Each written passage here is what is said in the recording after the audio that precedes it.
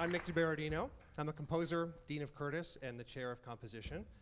I'm quite biased, but this is my favorite concert every year, so I'm really glad you're here to hear it. You're going to hear 5 world premiere pieces composed just for tonight by our Curtis composition students and performed by this amazing orchestra and Jeffrey Milarsky, our conductor this evening. I'm just so excited for you to hear the music. These composers have really personal and vivid musical voices, and the orchestra is doing just a great job of bringing that all to life. So I have 2 orders of business, and then we can get on with the concert. The first thing is just to tell you that after Alistair's piece, we have an intermission tonight. That's not printed, but we'll have an intermission then.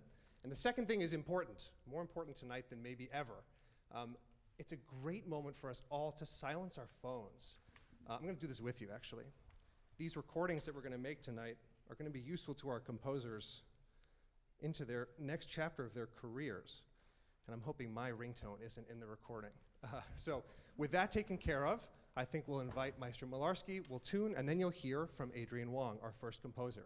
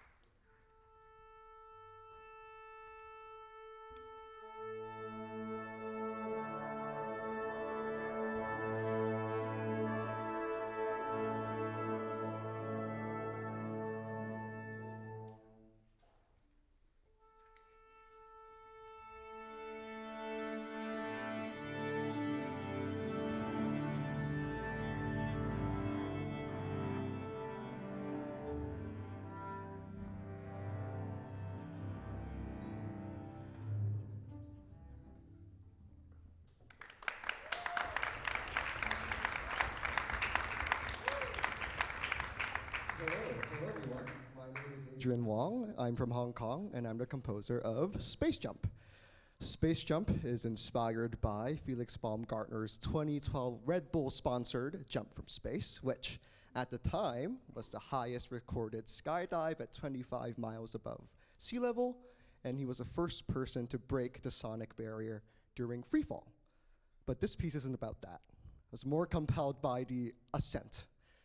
Put yourself in his shoes, right? You're waiting for countdown from mission control. You blast off, and then you soar above the sky and you see the earth getting smaller and smaller underneath your feet. And then of course the inevitable pangs of anxiety and nervousness and panic set in. And you fight off that horrible panic attack, and you rise till terminal altitude, and before you make history, you take one last look at the earth. You step out of the space capsule and jump off. I would like to thank all of my teachers, Nick DiBerardino, Amy Beth Kirsten, Steve Mackey, Jonathan Bailey Holland, Richard Danielpour. I'd like to thank Maestro Milarsky and everyone at the CSO for their diligence the past week, as well as all the crew and staff that made tonight's concert possible. Thank you.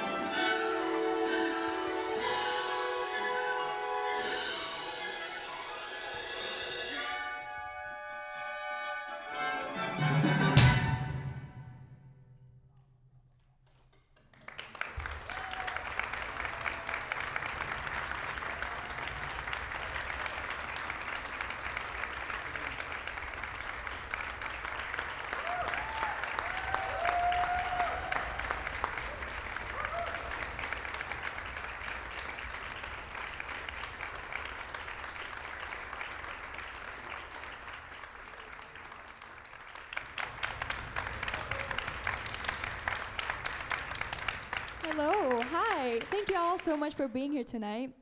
This is a very exciting day for me. Oh, let me introduce myself first. I'm Delfin. I'm from Turkey. This is my first year at Curtis. And this is definitely a very exciting day for me because this is my first ever orchestra piece being premiered tonight. So it's a very special day. And I want to talk a little bit about the music. And I think when it comes to music making, it is very obvious that in our art, we always start from our intuition and build other theoretical musical aspects starting from our intuition. And I think that's a very special thing. But when it comes to performing music, such as the performers here, we definitely have to thrive on the very micromanaged feeling. And I think there's a great balance in between micromanaging the music and that pointillistic structural physical aspect of music, and also putting our intuition through the music. And this piece is based on rediscovering that idea. It first starts with the area of breathing and the very childlike whimsical features of the piece. There's this theme that goes ba-da-da-da-da-da-dum. It's this little theme that wants to get discovered, and I just followed that theme throughout the whole piece and watched it, to put it in the right words, grow up and then turn into an adult and see. I just watched it develop more and more, and at the end, the melody finds its own perfect balance in between that intuition and cognitive function. And I think that's about it. Thank you so much for our faculty, Nick DeBerdino, Amy Beth Kirsten, Jonathan Bailey Holland, Richard Daniel Poole, and Stephen Mackey for guiding us through an amazing journey. Thank you so much for CSO. They made this wonderful dream possible. And also thank you so much for all the staff and my colleagues. And thank you so much for Meister Milarsky for making this music sound amazing. And I think that's about it. I hope these ideas communicate with you throughout this whole piece. Thank you so much.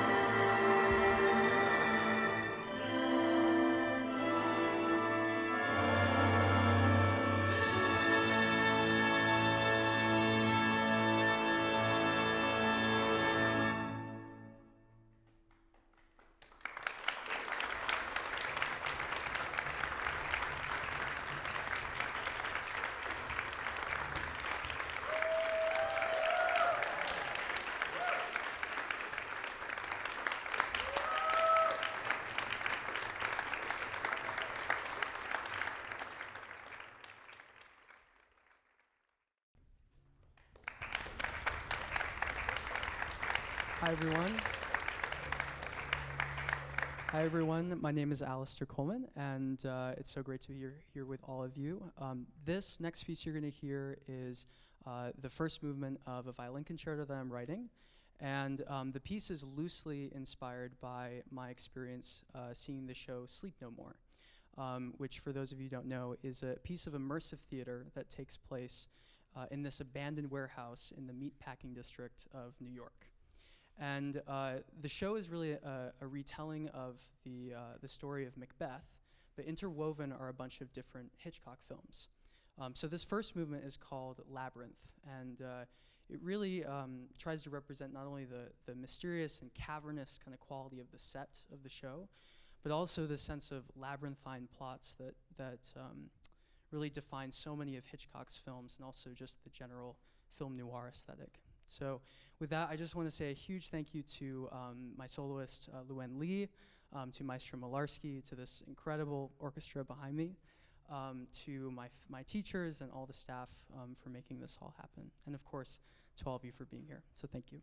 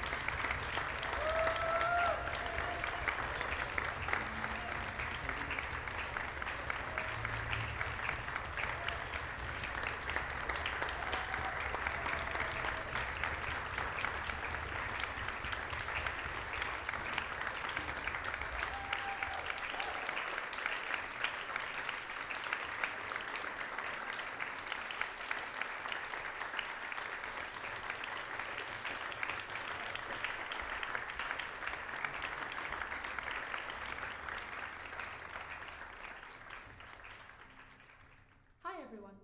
My name is Leigha Amick, and I'm the composer of Not Staying Long, the piece you're about to hear. The Curtis Composers Orchestra concerts are always one of my favorite days of the year, so I am sad not to be with you in person today. This evening, I am at Columbine High School in Littleton, Colorado, where 25 years ago on this day, 13 people lost their lives at the hands of 2 school shooters. Not Staying Long was written to recognize the lives of the people we lost that day, and to reflect on the fact that 25 years have passed since then. My classmates and I grew up not knowing a world without Columbine. The original version of the piece was commissioned by the Denver Young Artists Orchestra and the St. Martin's Chamber Choir, and was written for those 2 groups to perform at Columbine tonight alongside the Columbine High School Choir. Here in Philadelphia, Katie Trigg will represent the St. Martin's Chamber Choir part, and Sam Higgins will represent the Columbine High School Choir part. The text that St. Martin's and Katie will sing is Richard Stokes' translation of Friedrich Rückert's poem, Oft denk ich, sie sind nur ausgegangen, which is translated as, I often think they have only gone out. You may be familiar with this text from Mahler's setting of it in his Kindertotenlieder. The text that the Columbine High School Choir and Sam will sing was written by Rachel Joy Scott, one of the students who lost her life at Columbine. Throughout the piece, you will hear the orchestra reflect melodies corresponding to lines of the text, such as Ruckert's "I often think they have only gone out," and "It is a beautiful day, ah, do not be afraid," as well as Rachel's words, "just passing by, just coming through," and the last line of her poem, "I always knew this home I have will never last." I'd like to thank the Curtis Composition faculty for their support enabling this version of the piece to happen here at Curtis. And I'm so grateful to Katie, Sam, Maestro Milarsky, and the Curtis Symphony Orchestra for the artistry and heart they have put into an emotionally difficult topic. I hope that the piece can provide a space for reflection.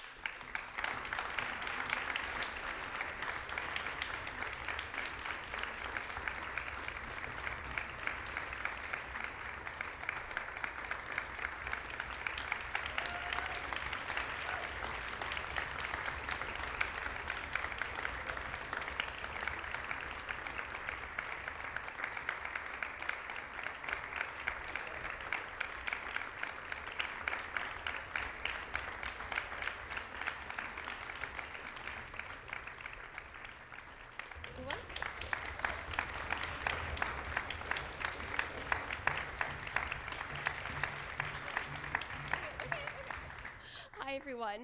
My name is Miro Johnson, and I'm very, very happy to be here with you and honored to be in front of this great orchestra. This is my last orchestra concert at Curtis, and of course there are so many people to thank. At least the people here who have done such amazing work on this very challenging piece this week, all of the support staff, Drew especially, all of the faculty members we've worked with, Maestro Milarsky, and of course Emma, my soloist, without which this piece would not exist. So let me tell you a little about how this got started. Last spring, Emma and I were talking about, kind of out of the blue, this shared interest in the music of George Antile. And that quickly transitioned into a conversation about my kind of burgeoning use of futurism and interest in new forms of futurism for the 21st century. And so this piece became a two-movement violin concerto out of those musings. This is the first movement. And this piece in total tells a story. It is in sound a sci-fi novella about an AI named Hetty, after Hedy Lamarr, who was an absolutely amazing inventor and actor who worked closely with Antile on player piano technology and various forms of technology that preceded Wi-Fi and GPS. And so our Hetty in this story, by some miracle, one day gains consciousness, and in some moment of, deus ex machina, she's suddenly sentient. But she's the only one. And so she's navigating blind this digital world of zeros and ones and finding it impossible to communicate with either her fellow kind of enslaved AIs who are not sentient and humans who can't seem to understand her. So this piece, this first movement, is Hetty learning to talk. And so to speak to everyone else in the world, she tries to hijack the radios. And she controls the radio waves and ends up even writing her own songs that get on the radio, but nobody notices. So the first movement is based on a song I wrote in the style of our heroine, Hetty, about the loneliness of time. And the second song, which is the second movement, is about wanting a mother and needing a teacher when you're this omnipotent baby, essentially. And so the whole piece is moving towards that lullaby, which you'll hear all throughout this piece. And it leads us towards not only this lullaby, but also these questions of existential dread and what it means to be a person and a person that uses technology. So without further ado, thank you again to this wonderful orchestra. It's been a privilege to be here with you this week and for the last 5 years. And without any further ado, Emma.